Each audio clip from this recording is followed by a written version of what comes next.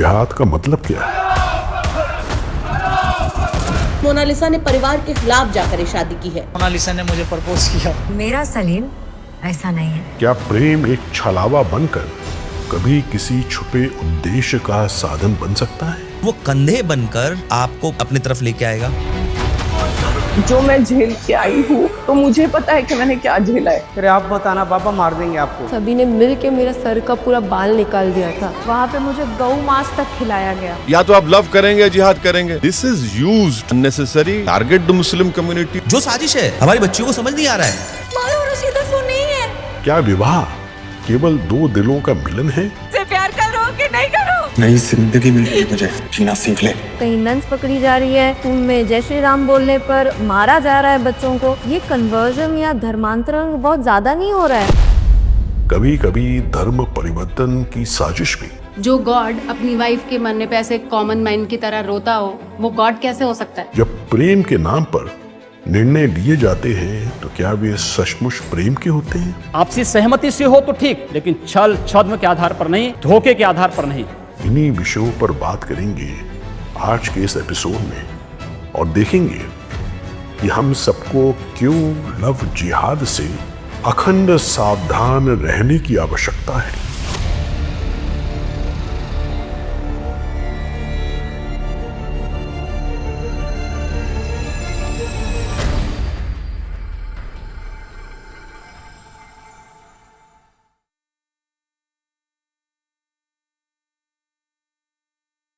एक पहाड़ी इलाका था जहां सदियों से लोग साथ रहते थे।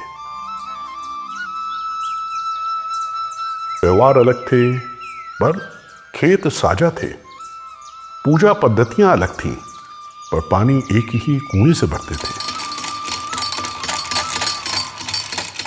फिर एक दिन सब बदल गया। एक आवाज उठी जिहाद की और उसी जिहाद की आग में फंस गए 3 जीवन। एक काफिला अपनी आस्था बचाने के लिए भाग रहा था। पीछे तलवारों की चमक थी, आगे अनिश्चित भविष्य, क्योंकि एक इस्लामिक आक्रांता आया था और उसने कहा था एक काफिर को इस्लाम की रोशनी दिखाने का सवाब सारी उम्र की नमाज से ज्यादा है।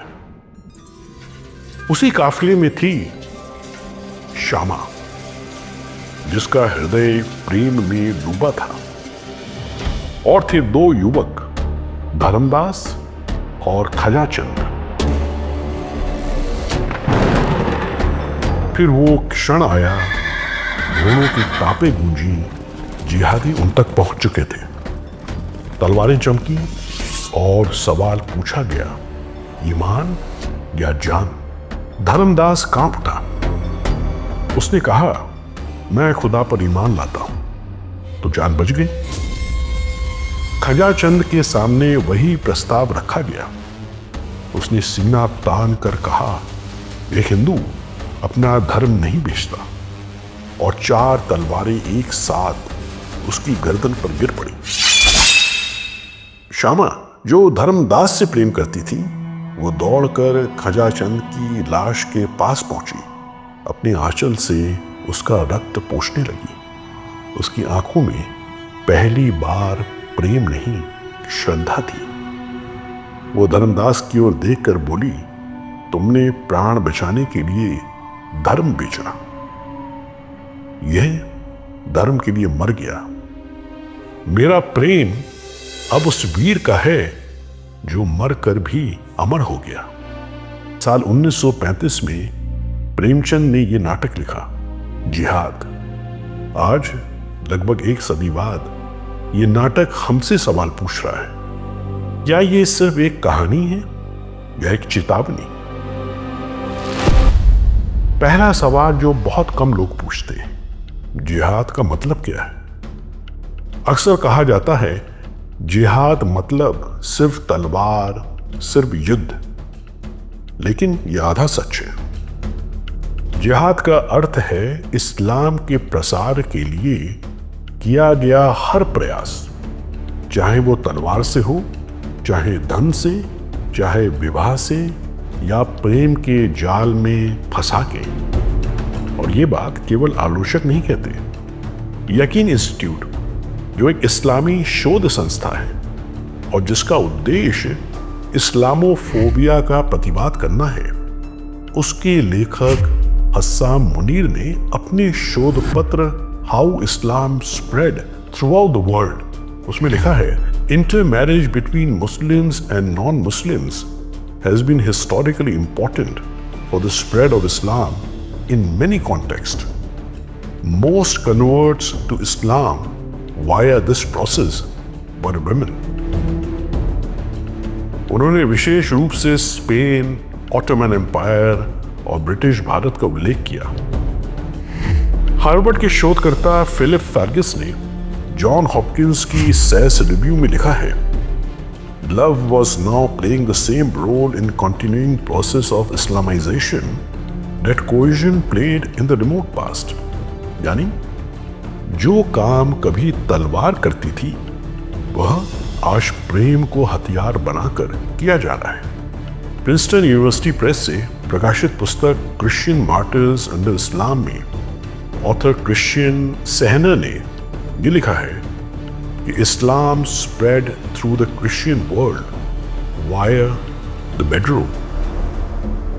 ये हिंदू नेशनलिस्ट नहीं बोल रहे हैं, ये इस्लामिक स्कॉलर्स बोल रहे हैं, जो एकेडमिक रिसर्चर्स हैं, जिनके प्रिंसटन और जॉन हॉपकिंस से पब्लिश्ड वर्क्स हैं। प्रश्न ये है, यदि इतिहास में अंतर धार्मिक विवाह इस्लाम के प्रसार का एक कारक रहा है, तो क्या इस विषय पर उठने वाले समकालीन प्रश्नों को बिना जांच पड़ताल के कॉन्स्पिरेसी थ्योरी कहकर हम खारिज कर सकते हैं? लव जिहाद की असली कहानी इस्लाम के आगमन के साथ शुरू होती है। इतिहासकार प्रोफेसर के.एस. लाल ने यह लिखा है कि मोहम्मद बिन कासिम के समय से एक निरंतर नीति रही, काफिर पुरुषों को मारो और उनकी औरतों को साथ ले जाओ। मध्यकालीन दौर में आक्रमणों और अभियानों के दौरान सबसे अधिक संख्या में दासियां एकत्रित की गई। पकड़ी गई महिलाओं को बलपूर्वक इस्लाम धर्म कबूल करवाया गया।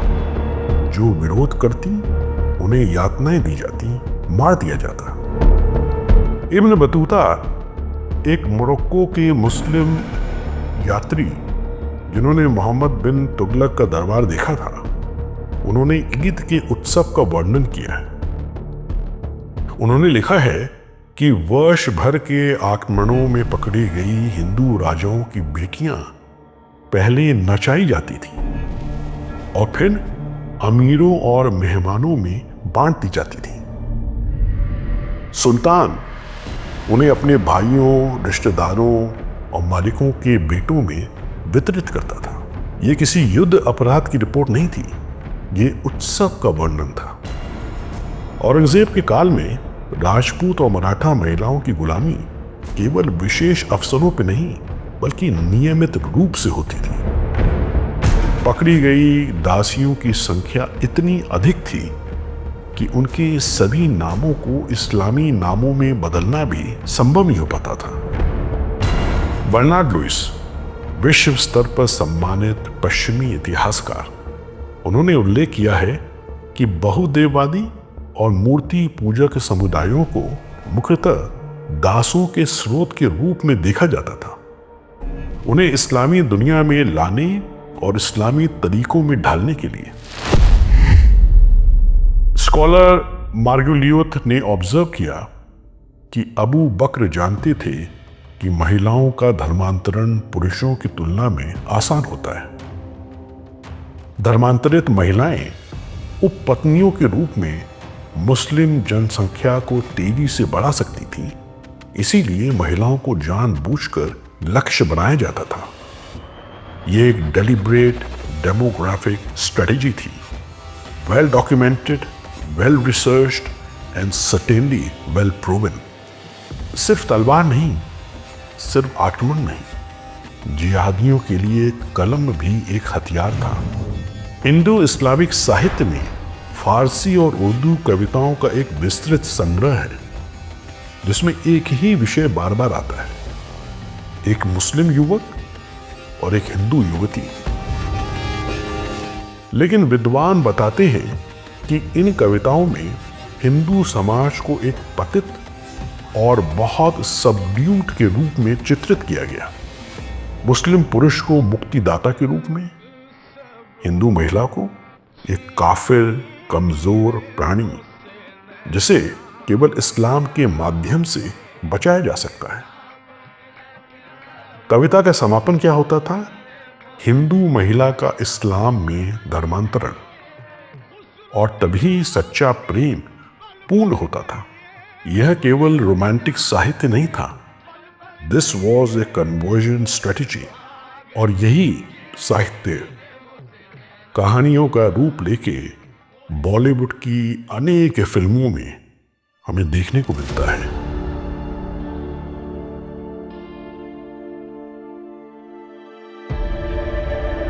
ये मत भूलिए कि हम आपके सुहाग हैं। साहित्य था, उसको बहुत सफलतापूर्वक फिल्मों की पटकथा में परिवर्तित करके समाज में विस्तारित कर दिया गया।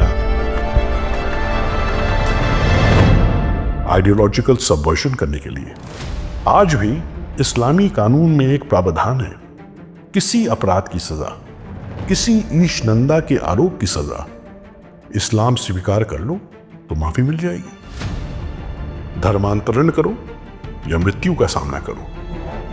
यह इस्लामी संगठनों की सदियों से नियमित धमकी रही है। 2009 केरल, कुछ अंतर धार्मिक विवाहों पर विवाद हुआ। पहले इसे हिंदुत्व प्रचार कहकर खारिज कर दिया गया, फिर प्रमाण सामने आने लगे। Hadia, the young Hindu woman from Kerala who married a Muslim, appeared in the Supreme Court today to testify in what's being termed as a love jihad case. और वे केवल हिंदू संगठनों से नहीं आए। Christian association for social action ने ईसाई महिलाओं के लिए लव जिहाद के विरुद्ध आवाज उठाई। Union of Catholic Asian news ने 2009 में शीर्षक दिया, इंडिया, चर्च, राज्य लव जिहाद को लेकर चिंतित। केरल हाईकोर्ट ने शहनशाह A versus state of Kerala में टिप्पणी की कि वहां अन्य धर्मों की लड़कियों को इस्लाम में परिवर्तित करने का एक संगठित प्रयास था। ప్రేమ వివాహాలపై సంచలన తీర్పు ఇచ్చింది కేరళ హైకోర్టు. ప్రేమ వివాహాలు అన్నింటినీ లవ్ జిహాద్గా భావించరాదని న్యాయస్థానం స్పష్టం చేసింది. अदालत ने नोट किया, केवल 4 वर्षों में 3000 से 4000 धर्मांतरण, और पॉपुलर फ्रंट ऑफ इंडिया की इसमें सीधी भूमिका रही।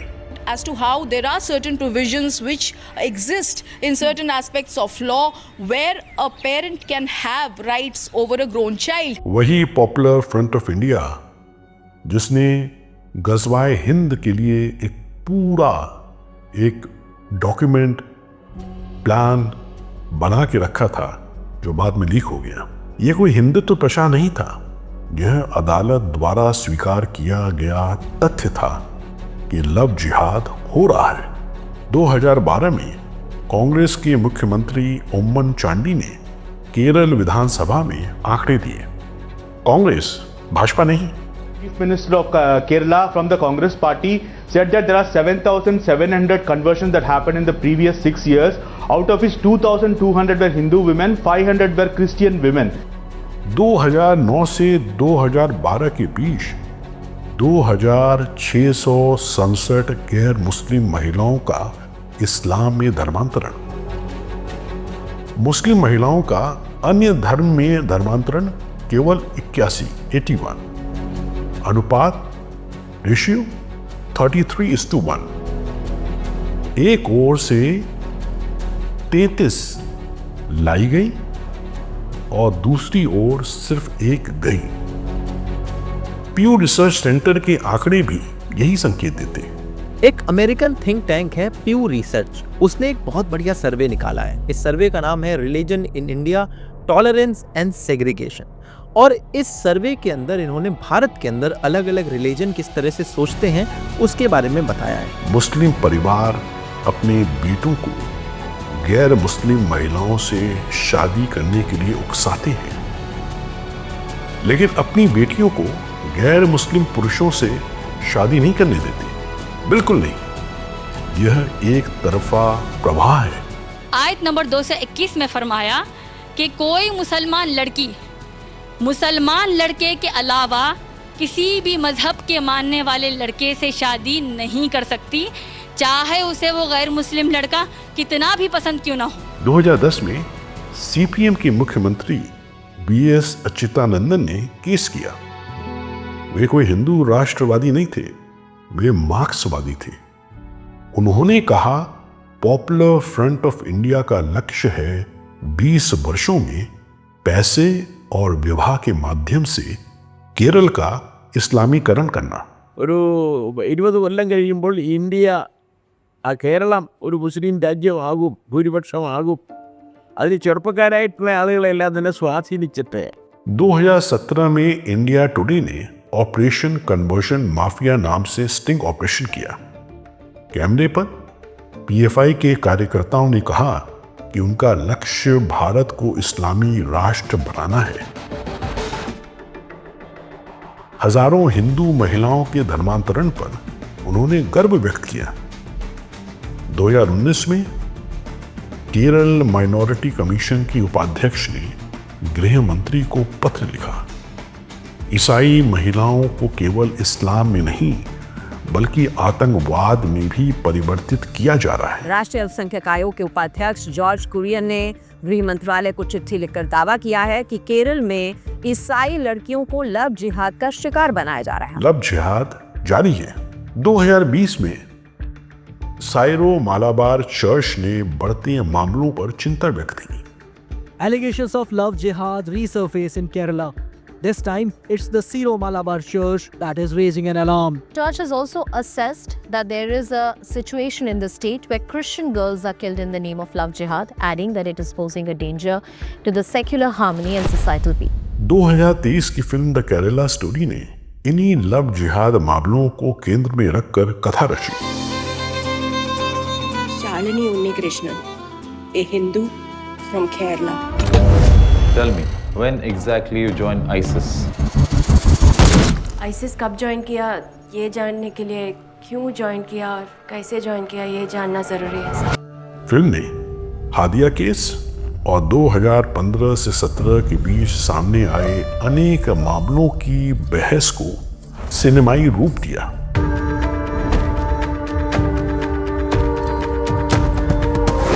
इस दुनिया को सिर्फ अल्लाह चलाता है, ओनली अल्लाह। अब द केरला स्टोरी 2 भी इसी विमर्श को आगे बढ़ाने की बात करती है। अगर तुम्हें नहीं करनी शादी तो रुक जाते हैं, और अगर हम पे भरोसा है तो कर लेते हैं। क्या आपको मोहम्मद फैजान से निकाह कबूल है? कबूल है। सुभान अल्लाह, मुबारक हो, मुबारक। यानी अंतर धार्मिक संबंधों, धर्मांतरण और उग्रपंथ के संबंधों पर आधारित कथा। भूखी मर जाऊंगी लेकिन बीफ नहीं खाऊंगी।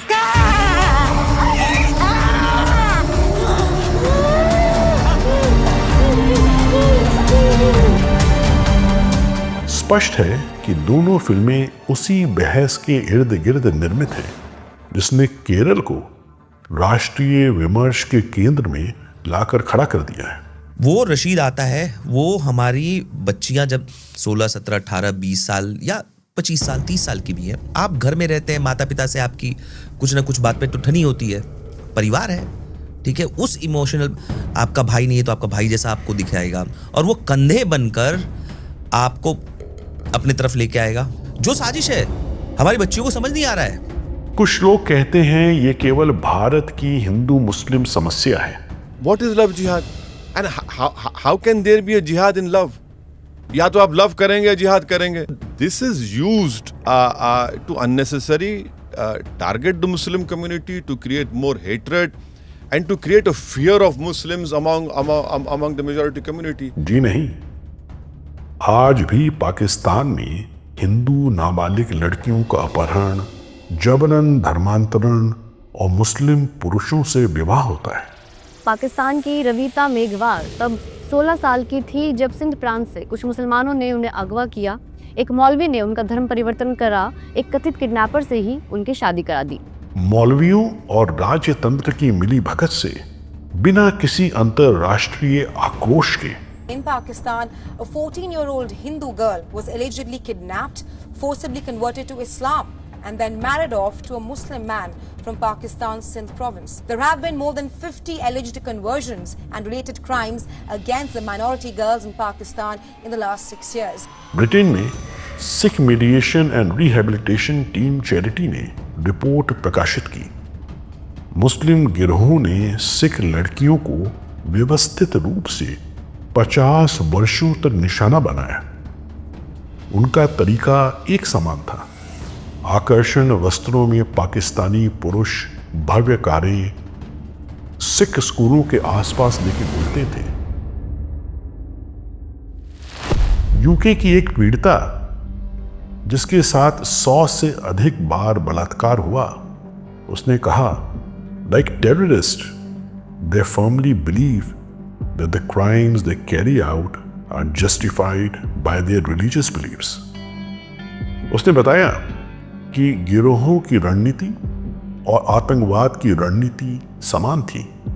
प्रेम का दिखावा, भावनात्मक अलगाव, हथियार, दूसरों के प्रति घृणा। इस्लामिक स्टेट ने यजीदी महिलाओं को सेक्स स्लेव बनाया, उनको जिंदा जला दिया जो वृद्ध थी, और उनको बाजार में ले जाके बेचा। वॉशिंगटन पोस्ट के अनुसार फ्रांस में इस्लामिक स्टेट में शामिल होने वालों में हर 4 में से एक पहले किसी अन्य धर्म का था। युवा महिलाएं आईएस के लिए सबसे बड़ा धर्मांतरित समूह थी। One journalist wanted to understand why young women like those 3 British teens would leave their families to join the extremist group in Iraq and Syria. So she pretended to be one of them, posing as a 20-year-old convert to Islam. Netherland की एक मस्जिद में 2014 में 97 लोगों का धर्मांतरण एक साथ किया गया। इनमें 70% युवा लड़कियां थीं, जिनकी आयु 19 से 21 वर्ष थी। और केरल की निमिषा फातिमा बनकर सीरिया पहुंची आईएस के लिए, आतंकवादियों के साथ लड़ने के लिए। Merin from Kerala converted, married Muslim men, and then went missing in 2016. Their husbands had joined the terror group ISIS and were killed in US airstrikes. Nimisha's mother has now approached the Kerala High Court asking for her daughter and her 4-year-old granddaughter to be brought back home. Sri Lanka की police सारा बनकर 2019 Easter हमलों में शामिल हुई, जिसमें 250 से अधिक लोगों की मृत्यु हुई। अब उन कहानियों की बात करते हैं जो मीडिया में नहीं आती। शुरुआत होती है एक हिंदू नाम से, एक सोशल मीडिया अनुरोध से, रोमांस से, बातचीत से, फिर एक दिन असली नाम सामने आता है, जहीर, अब्दुल, अफजल, इकबाल, कुछ भी। और तब शुरू होती है एक नरक भरी जिंदगी, निजी तस्वीरों और वीडियो से ब्लैकमेल करने का सिलसिला। तो बंदा मुझे वो वीडियो भेज करके ब्लैकमेलिंग कर रहा था कि अगर तू मेरे साथ रिलेशनशिप में नहीं आएगी तो ये पूरा सोशल मीडिया पे वायरल कर दूंगा। फोन छीनकर परिवार से अलग कर देना, जबरदस्ती गौ मांस खिलाना, सिंदूर हटाना, पूजा की वस्तुएं फेंकना। वहाँ पे मुझे अबाया पहनाया गया और मेरे को कलमा पढ़वाया गया। वहाँ पे मुझे गौ मांस तक खिलाया गया। गौ मांस खाने के लिए जब मैंने मना कर दिया तो उसके बाद में फिर मेरे साथ में वहाँ पे गाली गलौज हुआ, और उसके बाद में मेरे को किसी चीज़ में मिला के मेरे को गौ मांस खिलाया गया। मतलब मुझे ये बोला गया कि ये एक सब्जी है। और ये कहा जाता है यदि तुम झूठे भगवान को मानती रही तो नरक में जलोगी। ससुराल मिलकर दबाव डालता है, मारपीट होती है, और निकाह के बाद धर्मांतरण अनिवार्य हो जाता है। नाम बदलो, पहचान बदलो, जो थी वो अब नहीं रह सकती। इस्लाम से बाहर जाना मतलब एपोस्टेसी, और शरीयत में इसकी सजा मौत है। तो वे जाएंगी कहां? बहुत सी लड़कियां मौन रह जाती हैं। को इन लोग ज़बरदस्ती शादी कराए। शादी कराने के बाद 1 महीना सिर्फ मतलब मेरे को दरवाजे के पास सुलाते थे कि यहीं पे सोना है तुझे। मुझे कपड़े नहीं, एक ही जोड़ी वही धो लो और गीले कपड़े पहन के रहो। मैंने तो उसके भाई, चाचा, उसका जीजा सब ने मेरे साथ रेप करने की कोशिश किया। एंड जब भी मैं उस चीज़ों में सक्सेस नहीं हो पाया तो उन सभी ने मिल के मेरा सर का पूरा बाल निकाल दिया था। माता पिता से मिलना भी प्रतिबंधित, क्योंकि वे तुम्हारा दिमाग खराब कर देंगे। जो बोल सकती है वे बोल रही है, हमें सुनना चाहिए। ये बात ध्यान देने योग्य है। B.R. अम्बेडकर भारत के संविधान के निर्माता, उन्होंने कहा कि मुस्लिम समाज में कुछ सामाजिक बुराइयां केवल सामाजिक नहीं, धार्मिक निर्देश भी हैं। पर्दा का उदाहरण देते हुए उन्होंने लिखा कि हिंदू समाज में पर्दा एक सामाजिक प्रथा है जो सामुदायिक दबाव से आती है और सामुदायिक दबाव से समाप्त हो सकती है। लेकिन मुस्लिम समाज में पर्दा एक धार्मिक कर्तव्य है, इसीलिए इसका विरोध सीधे धर्म का विरोध बन जाता है। इसी प्रकार लव जिहाद का विरोध करना भी इस्लाम का विरोध बना दिया जाता है, इस्लामोफोबिया का लेबल लगा दिया जाता है। एक आपराधिक सामाजिक समस्या को धार्मिक रंग दे दो, फिर कोई प्रश्न नहीं कर सकता। यही सबसे बड़ा इंटेलेक्चुअल ट्रैप है। उत्तर प्रदेश, मध्य प्रदेश, उत्तराखंड, हरियाणा, इन राज्यों ने ऐसे कानून बनाए जो धोखाधड़ी या दबाव के माध्यम से धर्मांतरण को अपराध मानते हैं। 2 लोगों का आपसी प्रेम होता तो कोई बात नहीं, करें, आपसी सहमति से हो तो ठीक, लेकिन छल छद्म के आधार पर नहीं, धोखे के आधार पर नहीं। जो रांची में हुआ, जो मेरठ में हुआ, जो हरियाणा में हुआ, अगर इस प्रकार की किसी भी दुष्प्रवृत्ति को जिहाद के नाम पर हिंदुस्तान में थोपने का प्रयास होगा तो हम उसे किसी भी स्थिति में स्वीकार नहीं करेंगे।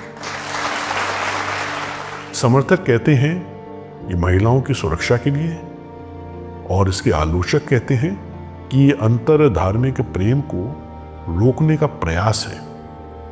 लेकिन आलोचकों से ये प्रश्न किया जाना चाहिए, यदि व्यक्तिगत स्तर पर भी संगठित धोखाधड़ी हो रही है तो क्या कानून नहीं होना चाहिए? दुनिया में संगठित शोषण, चाहे वो वेश्यावृत्ति हो या मानव तस्करी, केवल इसलिए वैध नहीं हो जाता क्योंकि 2 लोग सहमत हैं। ऑर्गेनाइज्ड टारगेटिंग, फंडिंग और नेटवर्क एक अलग अपराध है। यह मुद्दा केवल एक महिला और एक पुरुष का नहीं है, यह एक सभ्यतागत प्रश्न है। आज दुनिया में धार्मिकता बढ़ रही है। विश्व आर्थिक मंच के अनुसार 2010 से 2050 के बीच धार्मिक जनसंख्या की वृद्धि गैर धार्मिक जनसंख्या की वृद्धि से 23 गुना अधिक होगी।